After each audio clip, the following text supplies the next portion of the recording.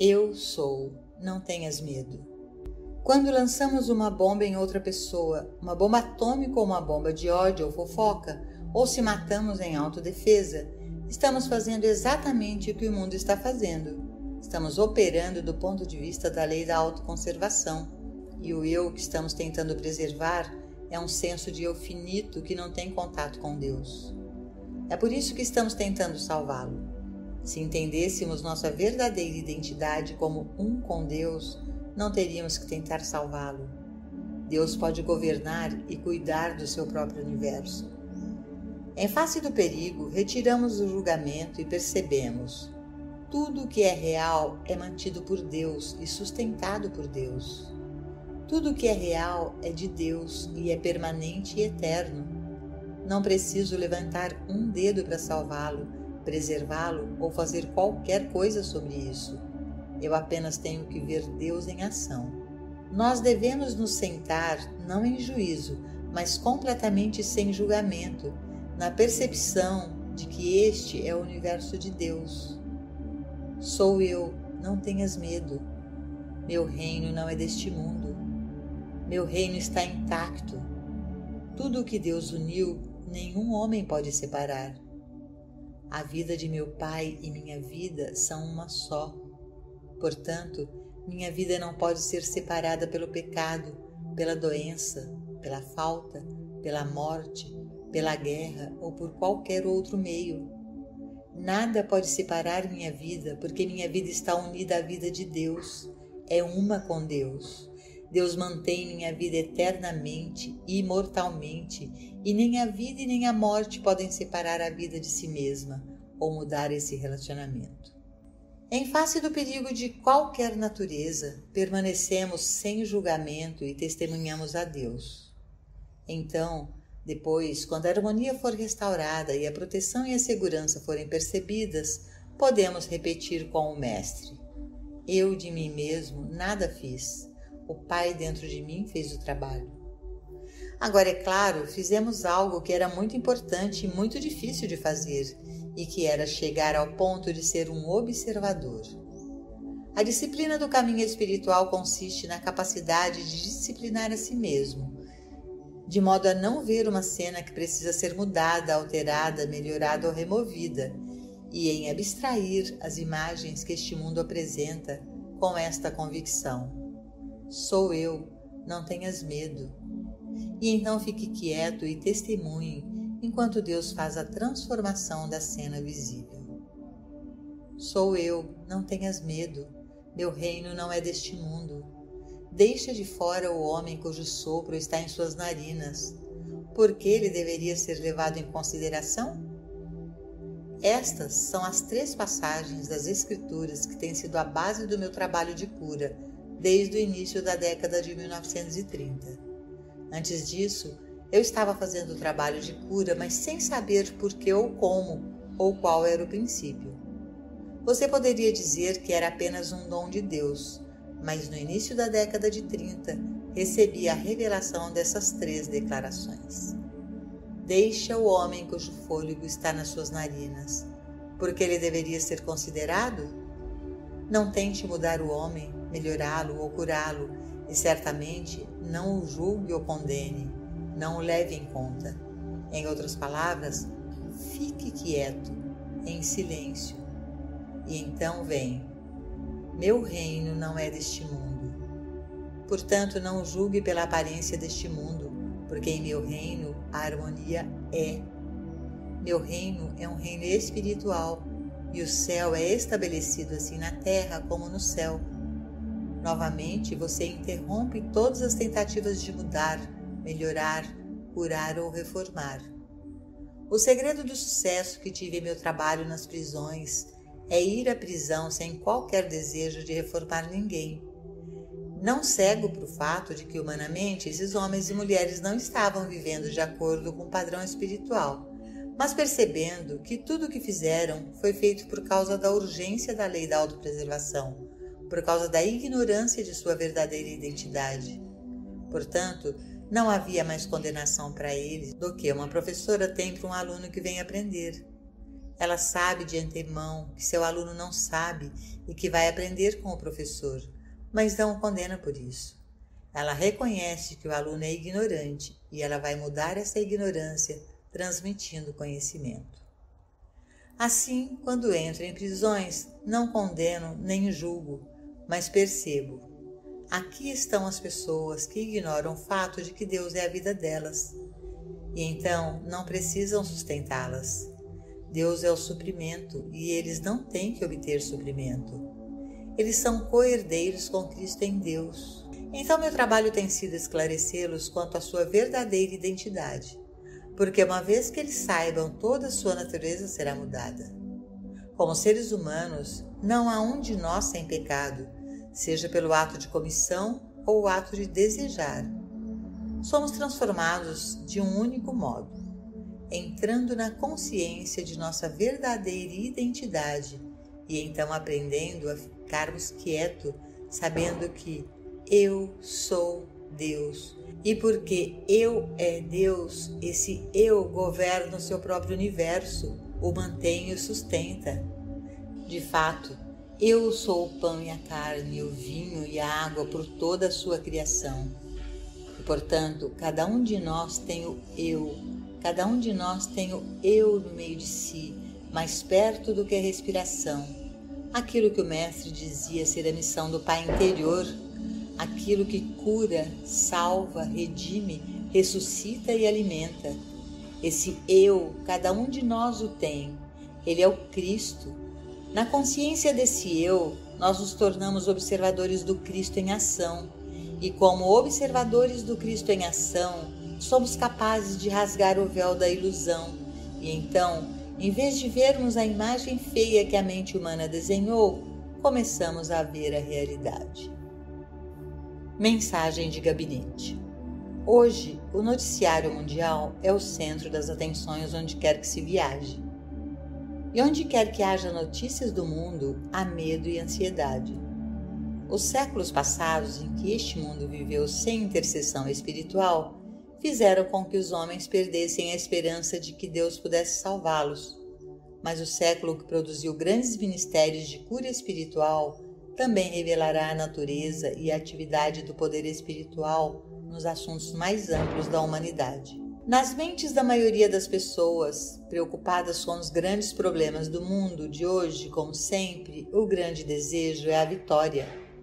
O capitalismo busca uma vitória sobre o comunismo e vice-versa. Os sindicatos querem mais e maiores vitórias sobre a própria fonte de suas rendas, enquanto, por outro lado, ainda há alguns capitalistas não esclarecidos com sonhos de vitórias sobre o trabalho. Nem o Partido Republicano, nem o Partido Democrata, trabalhista ou conservador, socialista ou liberal, querem a paz e a prosperidade das nações, mas sim a vitória sobre os outros. Quem, a não ser os cegos, podem acreditar que os Estados Unidos, a Inglaterra, a França e seus aliados venceram a Primeira e a Segunda Guerra Mundial? Observe a lista de todos eles e pergunte: qual o preço da vitória? E, no entanto, o sangue vital e a riqueza de todas as nações continuam a ser gastos na busca de mais uma vitória. Mas voltar-se agora ao poder espiritual para a vitória seria voltar aos ensinamentos pagãos da era pré-cristã. Sua visão se abre para uma cena maior do que os exércitos vitoriosos que marcham em lares e hospitais de civis? Você pode imaginar algo melhor do que medalhas para o abate em massa? Sua visão o levará a alturas maiores do que as alternativas de um tipo de força material em relação a outra? Retire o seu olhar da cena que o materialismo pintaria para você. Vire-se para dentro e veja que promessa você encontra, enquanto seu olhar sai da cena exterior e vai para o reino interno. Que visão você tem quando a palavra vitória é retirada do pensamento? Quando a vitória não é mais seu objetivo, o poder espiritual se revela a você. Preparação diária para a vida espiritual. O jovem estudante, o aluno iniciante, deve perceber que existem princípios específicos que constituem a mensagem do caminho infinito. Se esses princípios não são compreendidos e praticados, O caminho infinito permanece na categoria de uma filosofia, apenas uma abordagem interessante da vida, algo sobre o que ler e depois guardar na estante. Mas isso não é, em nenhum sentido, o que é o caminho infinito. O caminho infinito é uma experiência viva, prática, para o uso na vida cotidiana.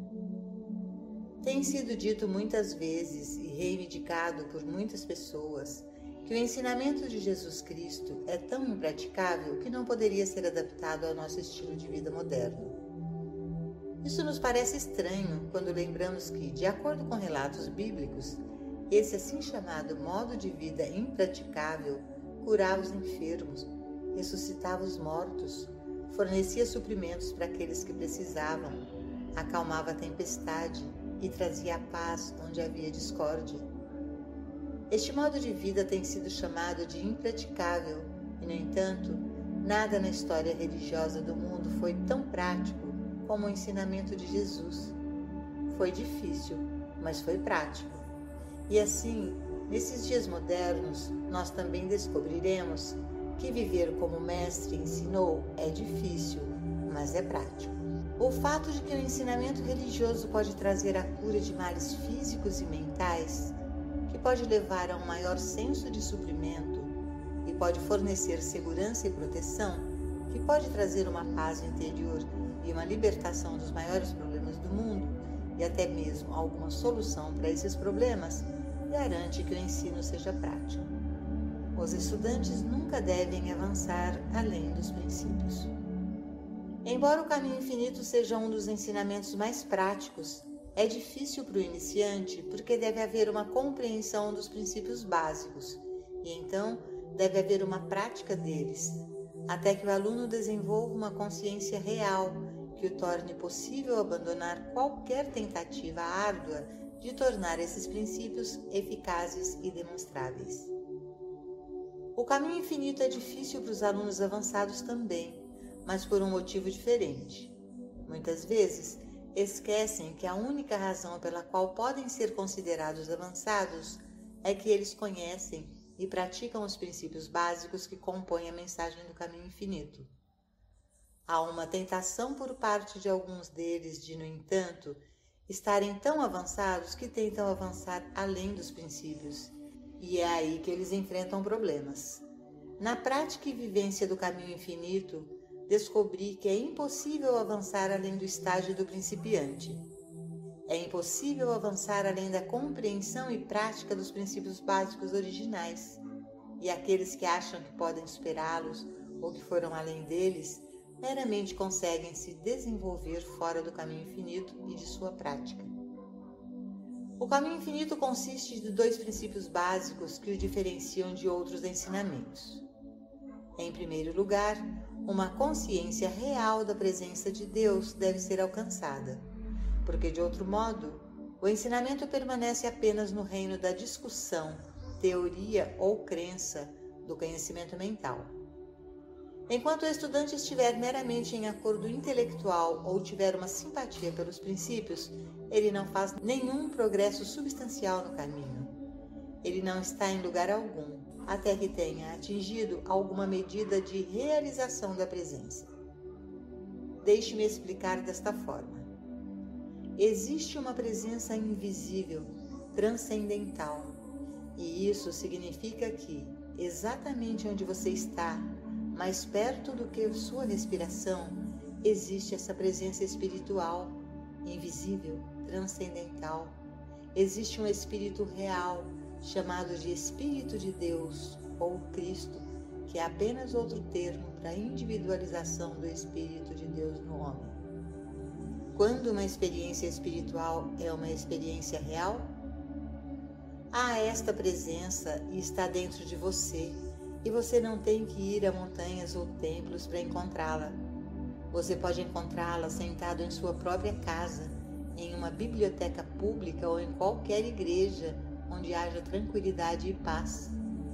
Onde quer que você esteja, é literalmente verdade que o lugar em que você está é Terra Santa e, portanto, onde quer que você esteja, você pode alcançar a experiência real dessa presença que está dentro de você.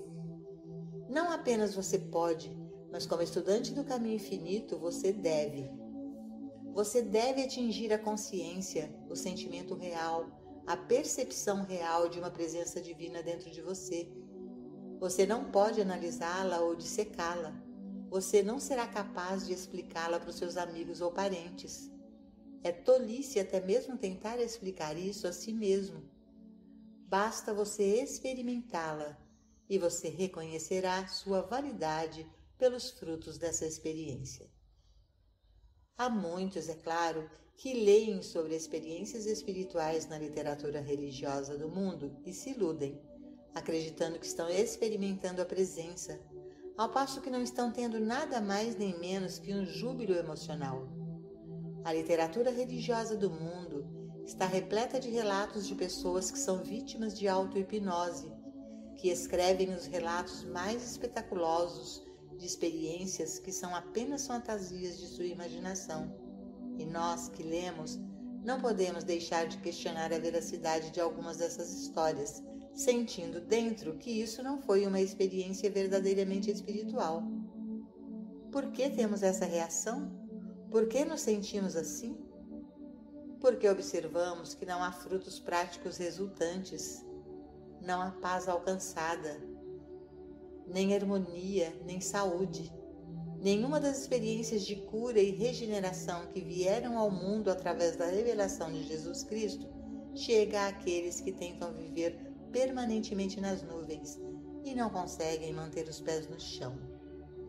Aqueles que alcançam a experiência do Cristo acham que isso imediatamente resulta em libertá-los de preocupações.